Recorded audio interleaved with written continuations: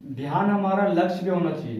काम का क्या है, काम तो दिन रात दिमाग भी करती है, लेकिन वो निर्माण नहीं विनाश करती है।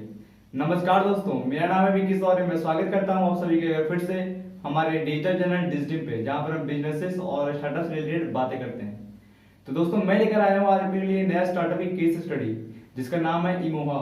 और मैं सिर्फ इसकी केस स्टडी ही नहीं, साथ साथ इस स्टार्टअप सेक्टर के बारे में भी बताने वाला हूँ आपको कि कैसे आप इसमें एंट्री करके अच्छी खासी अपनी स्टार्टअप के साथ अपनी इनकम कर सकते हो और साथ ही साथ काफी लोगों की लाइफ में वैल्यूएशन भी ऐड कर सकते हो। तो सबसे पहले कुछ डाटा और फैक्ट्स बता देता हूँ मैं आपको इसके बारे में।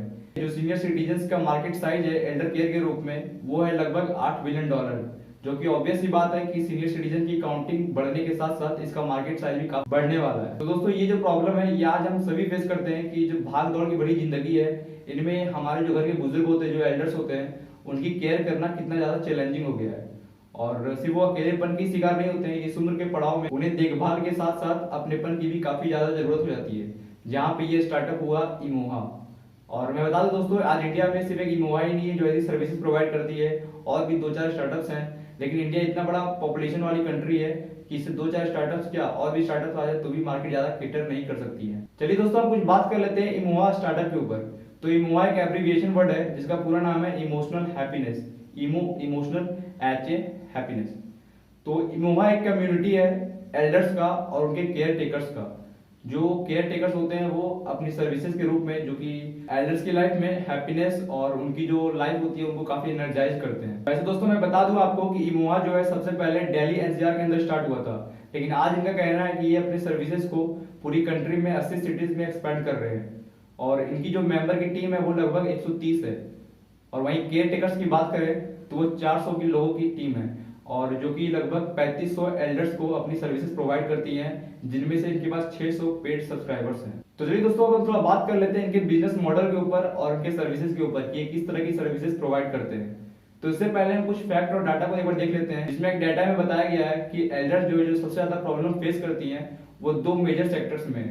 पहला मेडिकल टर्म्स में और दूसरा लोनलीनेस में। तो वैसे तो लोनलीनेस हर किसी की समस्या है, सिर्फ ये एल्डर्स में नहीं है, लेकिन एल्डर्स में ज्यादा पाई जाती है, क्योंकि जिंदगी की इस भाग दौड़ में हम बुजुर्गों का जो ध्यान है बहुत कम रख पाते हैं या ना मात्र का रख पाते हैं। और वहीं अगर हम दूसरी फैक्ट की बात करें तो अकॉर्डिंग टू WHO सबसे ज्यादा जो हाई रिस्क कोविड-19 के टाइम पर है वो इन्हीं लोगों को है, जिसमें जो 60 से ऊपर उम्र के हैं या फिर जो मेडिकल सर्विसेज लेने के लिए मजबूर है। चलिए हम बात कर लेते हैं इनके सर्विसेज के ऊपर, जिनमें इनका पहला सर्विस आता है न्यूट्रिशन नीड के ऊपर। तो मैं बता दूं आपको कि जो भी एल्डर्स इनके साथ कनेक्टेड होते हैं, जुड़े हुए होते हैं, वो इनके डाइट प्लान के ऊपर पूरा चेक करते हैं कि उनको उनके हेल्थ के हिसाब से कैसा डाइट होना चाहिए, और टाइम टू टाइम वो सारे डाइट प्लान का चेकअप करते रहते हैं। अगली जो इनकी सर्विस है दोस्तों वो है एसेंशियल नीड के ऊपर। तो एसेंशियल नीड में जैसे आ गया बिल पेमेंट्स वगैरह, और हम बात करें तो ऑनलाइन शॉपिंग वगैरह हो गया, ट्रैवल के ऊपर हो गया कि इनको कब कहाँ घूमना है जाना है, या फिर अगर हम बात करें तो इनका जो पर्सनल केयर से ग्रूमिंग वगैरह हो गया, और भी अलग अलग सर्विसेज है जो कि एसेंशियल नीड में आता है, वो सारे ये सर्विसेज प्रोवाइड करते हैं। अगला जो ये सर्विस प्रोवाइड करते हैं दोस्तों वो है डिजिटल लिटरेसी के ऊपर।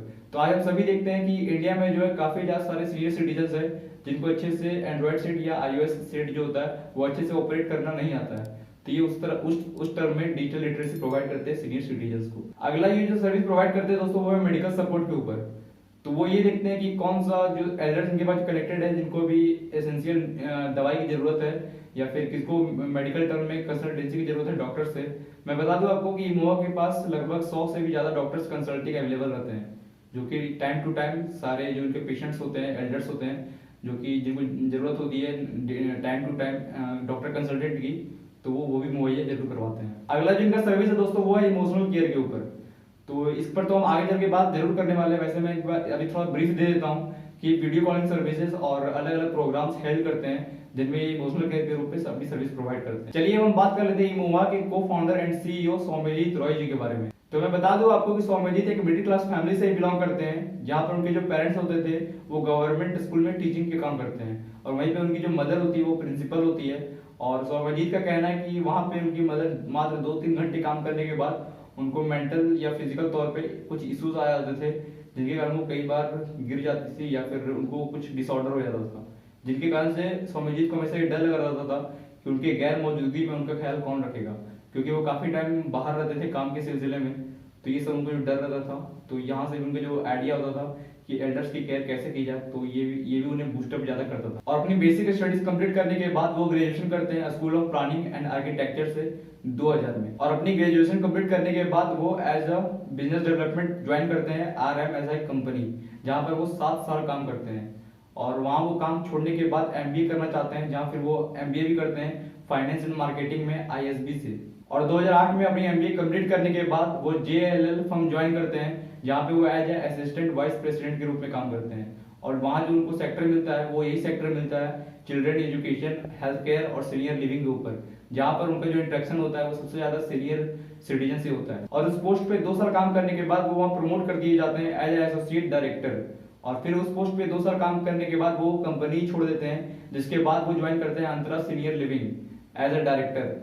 और फिर वहाँ वो 2012 में ज्वाइन करते हैं और बोला जाता है कि वो वहाँ अभी भी एज अ डायरेक्टर जुड़े हुए हैं। और फिर फाइनली 2018 अप्रैल के अंदर वो अपनी कंपनी फाउंड करते हैं, जिसका नाम होता है इग्नॉक्स लैब्स, जो कि बेसिकली वही सेक्टर में काम करती है जो कि सीनियर लिविंग केयर और हेल्थ केयर के ऊपर और चिल्ड्रन एजुकेशन के ऊपर।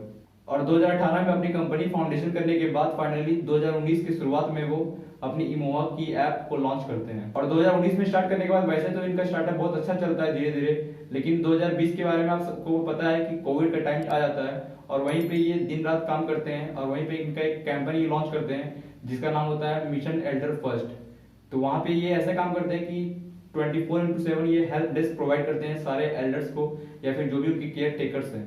और ये जो उनका सर्विस है वो प्रोवाइड किया जाता है इनके ऐप से और वेबसाइट से। और वैसे तो इस कैंपेन को लॉन्च करने के बाद इनके पास जो टीम मेंबर्स हैंडल करने के लिए होते हैं वो बहुत ही कम होते हैं, लेकिन मैं बता दूं आपको विश्वास नहीं करेंगे, मात्र 15 दिनों के भीतर इनके पास 3500 से ज्यादा एल्डर्स जुड़ते हैं और साथ ही साथ 2500 से ज्यादा वॉलंटियर्स भी जुड़ते हैं जो कि एल्डर्स की केयर टेकर के लिए काम करते हैं कोविड के टाइम। और कोविड के टाइम से ये इतने फेमस हो जाते हैं जैसे कि काफी लोगों की लाइफ में ये अपनी सर्विसेज के थ्रू वैल्यू ऐड कर पाते हैं।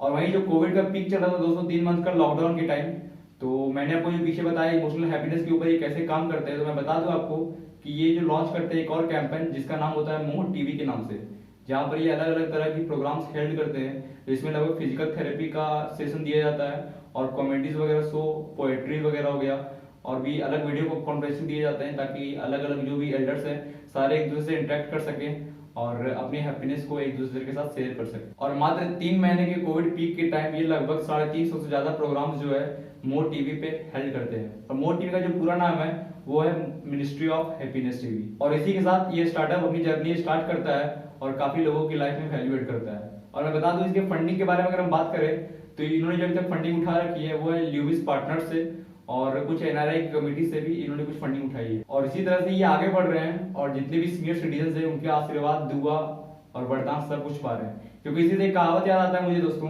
कि कभी बैठा करो बुजुर्गों के पास, क्योंकि हर चीज नहीं मिलता गूगल बाबा के पास। तो उम्मीद करता हूँ दोस्तों ये वीडियो आपको काफी इंसाइटफुल लगा होगा और काफी इंस्पिरेशनल भी, और इससे आपको आपके स्टार्टअप आइडियाज में भी काफी हेल्पफुल होगा।